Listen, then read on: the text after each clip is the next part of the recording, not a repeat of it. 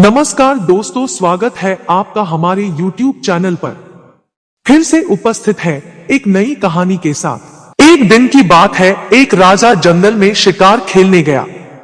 वह एक हिरन के पीछे पीछे जंगल में अपनी राजधानी से बहुत दूर निकल गया, परंतु हिरन भी हाथ नहीं आया। इधर सूर्य भी अस्त हो चुके थे। अंधेरा होने के कारण वह उस घने जंगल में रास्ता भटक गया और वह भूखा प्यासा जंगल में ही सो गया। सवेरा होने पर जब वह वहां से चला तो उसकी रास्ते में एक किसान से भेंट हुई। तब तक किसान का कलेवा आ गया। यह देखकर राजा ने उससे पीने को पानी मांगा। तब किसान ने उससे कहा, मैं ऐसे पानी नहीं दूंगा। मेरे पास बाजरे के 4 रोटी है, उसमें से 2 आप खा लो, उसके बाद पानी पीना। राजा भूखा तो था ही, इसलिए उसे किसान की बात बहुत अच्छी लगी और चना के साग से बाजरा की रोटी खाकर वह बहुत प्रसन्न हुआ। फिर उसने अपना परिचय देकर किसान से मित्रता कर ली और अपनी राजधानी लौट आया। धीरे धीरे काफी समय बीत गया। एक दिन राजा ने अपनी सभा में नाच गाना करवाया। वह नाचने वाली महिला के नाच से इतना प्रसन्न हुआ कि महिला को अपनी इच्छा अनुसार कुछ भी मांगने को कहा। यानी महिला राजा की धन दौलत, महल आदि में से कुछ भी मांग सकती थी। नाचने वाली महिला ने कहा, राजन, आपने बोला है कि जो भी मांगोगी वही मिलेगा। आप अपनी बात से मुकर तो नहीं जाओगे? राजा ने सोचा, यह धन दौलत, जमीन जायदाद में से ही कुछ मांगेगी। राजा ने महिला की मांग पूरी करने के लिए वचन दे दिया। जब महिला ने अपनी मांग राजा के सामने रखी तो राजा के साथ सभा में मौजूद सभी की आंखें चार हो गई। नाचने वाली महिला ने राजा के राज सिंहासन पर कल सुबह पाखाने की मांग रखी। राजा हैरान होकर महिला को देखता है, किंतु राजा वचनबद्ध था तो दिल पर पत्थर रखकर हां कर दिया। फिर राजा ने सभा लगाई और सभी सभासदों से कहा कि जो कोई उस नाचने वाली को पाखाना न करने के लिए मना लेगा, उसे मैं अपना आधा राज्य दे दूंगा।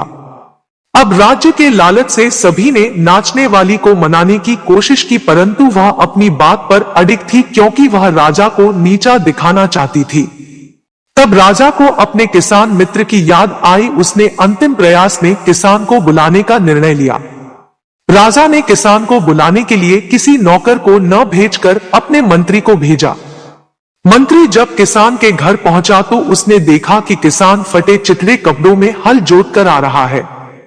उसकी हालत देखकर मंत्री को हंसी आ गई और मन में सोचने लगा, राजा कितना बेवकूफ है, जो काम बड़े बड़े विद्वान पुरोहित मंत्री आदि नहीं कर सके, वो यह गवार किसान कैसे करेगा।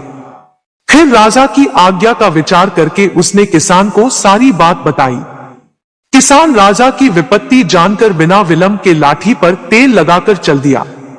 किसान वहां पहुंचता है और राजा से कहता है कि महाराज, आपने उसे पाखाने के अलावा कुछ और का तो वचन नहीं दे दिया। राजा ने कहा, नहीं, केवल पाखाने का ही वचन दिया है। किसान बोला, तब आप बिल्कुल भी चिंता न करें, उसका इलाज मेरा पास है। आप निश्चिंत होकर सो जाएं। मुझे नाचने वाली महिला के आने से पहले केवल 100 ग्राम तेल दिलवाने की कृपा करें।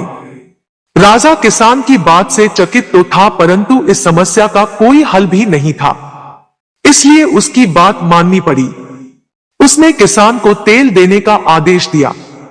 अगले दिन सुबह जब तक नाचने वाली महिला वहां पहुंची, तब तक किसान भी अपनी लाठी पर तेल लगाकर पहुंच गया।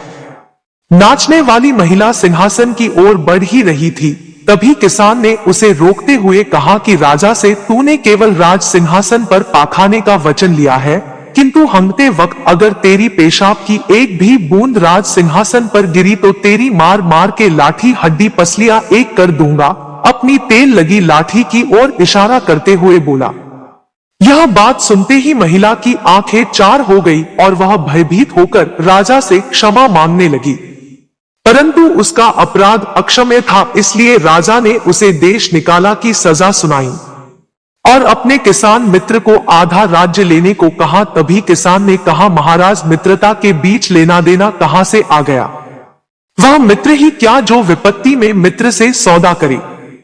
किसान ने राज्य लेने से साफ इनकार कर दिया। तब राजा ने कहा, धन्य है मित्र, तेरे जैसे मित्र की मुझे सदा जरूरत रहेगी। आज से तू मेरा सबसे बड़ा सलाहकार बनकर राजमहल का सुख भोगेगा। दोस्तों, ये कहानी आपको कैसी लगी कमेंट करके जरूर बताइए और ऐसे ही नई नई कहानियों के लिए हमारे चैनल को सब्सक्राइब कीजिए।